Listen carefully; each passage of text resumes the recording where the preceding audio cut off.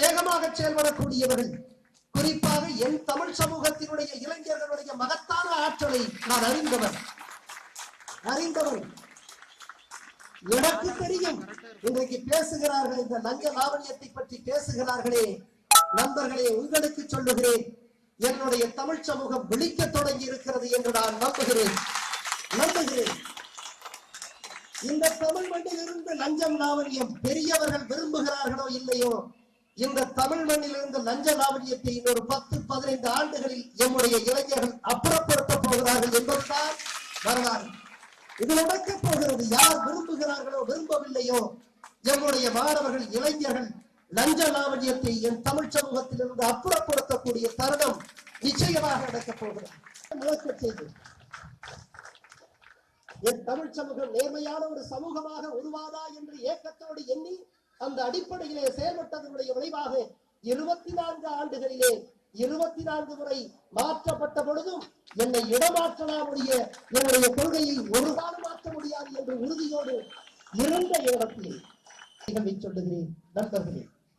எனவே இது இன்றைக்கு மாற்றப்பட வேண்டும். லஞ்சமும் ஊழலும் இந்த தேசத்தை ஒரு புற்றுநோயை போல அரித்துக் கொண்டிருப்பது என்ற காரணத்தினால் என் தேசத்தினுடைய முன்னேற்றம் தடைபடுகிறது.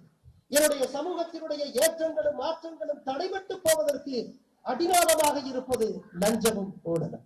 தமிழ் எங்கே வாழ்கிறது?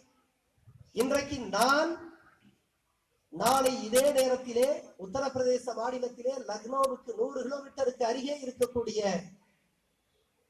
பாரமோ என்கின்ற தொகுதியினுடைய தேர்தல் பார்வையாளராக நான் இதே நேரத்தில் நாளைக்கு நான் அங்கே இருக்க வேண்டும். அங்கிருந்து இடத்திலே பேசுகிறார். எனக்கு உதவி செய்யக்கூடிய உதவியாளராக நியமிக்கப்பட்டவர் பேசுகிறார். அவர் ஒரு துணை ஆணையர், வணிக வரித்துறையிலே துணை ஆணையராக பணியாற்றுகிறார். அவர் பேசுகிறார், ஹிந்தியிலே பேசுகிறார், நான் ஆங்கிலத்திலே பேசுகிறேன். ஹிந்தியிலே பேசுகிறார், நான் ஆங்கிலத்திலே பேசுகிறேன். நான் சொல்கிறேன், அவர் ஹிந்தியிலே பேசுகிறார். சுசில் குமார் என்பது அவருடைய பெயர். I am sorry, I am not able to understand your Hindi என்று சொல்லுகிறேன்.